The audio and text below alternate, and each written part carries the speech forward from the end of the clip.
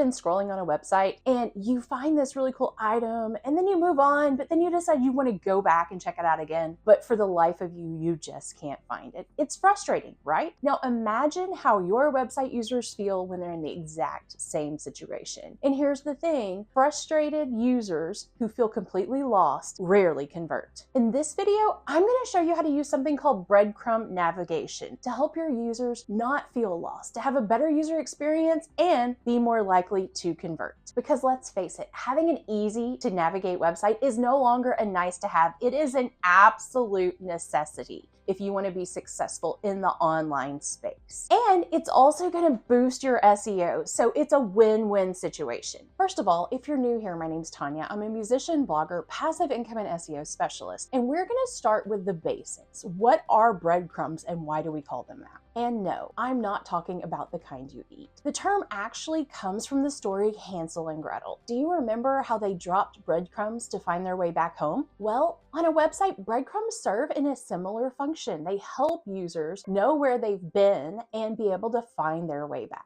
Breadcrumb navigation is a type of secondary navigation that you'll often see at the top of a website. They show the path the user took to get to their current page. For example, home, blog, SEO tips. Yes, it's simple, but it is incredibly effective. Now, let's talk about why breadcrumbs matter, especially when it comes to getting conversion. First of all, they reduce frustrations. We've all been there on a website, we found the product we loved, and we just can't figure out how to get back to it so we can purchase it.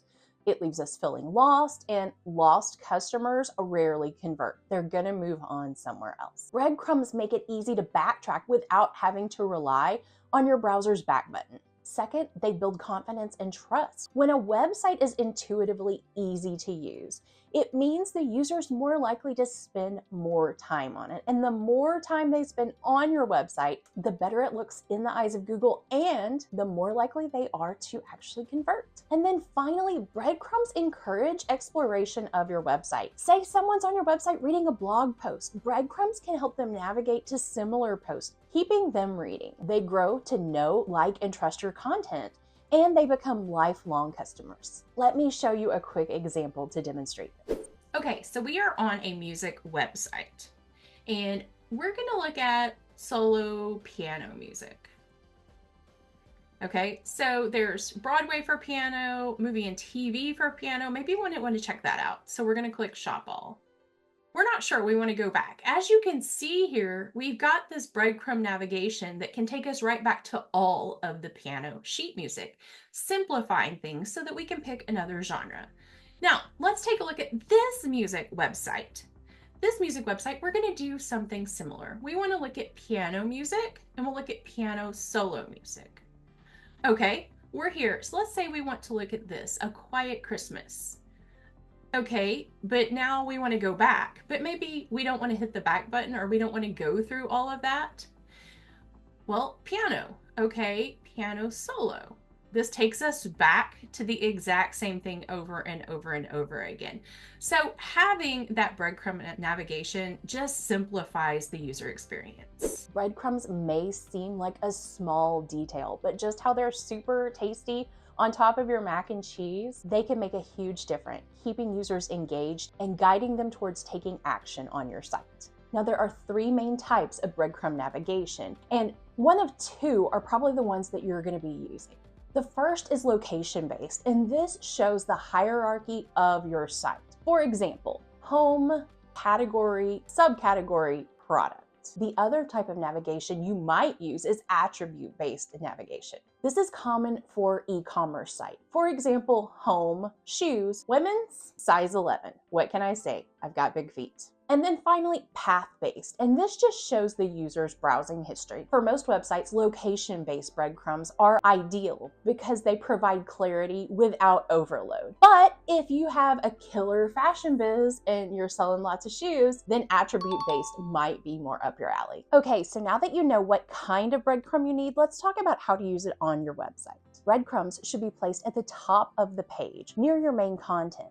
But you don't want them to compete with the navigation bar. Having two navigation bars is not helpful and can be even more confusing to users. And use a logical separator like one of these for easy readability. You want to make sure that your breadcrumbs are clickable. There's no point in having them if they don't actually lead to another page on the website, and you want to keep them consistent throughout every page of the website so users know exactly what they're looking at. And finally, keep in mind that breadcrumbs should never be used for a replacement for good, proper navigation. Okay, so here we have the Chrissy Ann Designs website. This is a sticker company, and this is an excellent example of breadcrumb navigation. So here we have home, stickers, planner stickers, KAD monthly kits. So we can either navigate back to planner stickers, or maybe we just want to go back to stickers in general. Okay, home stickers. Let's see what we have here. Maybe we want to look at these doodle icons. Let's click on these. Home featured, and it's in what's new.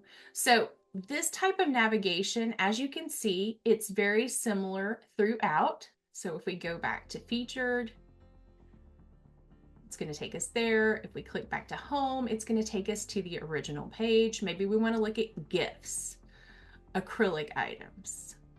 Once again, home, handmade gifts, acrylic items. This is a perfect way to do breadcrumb navigation.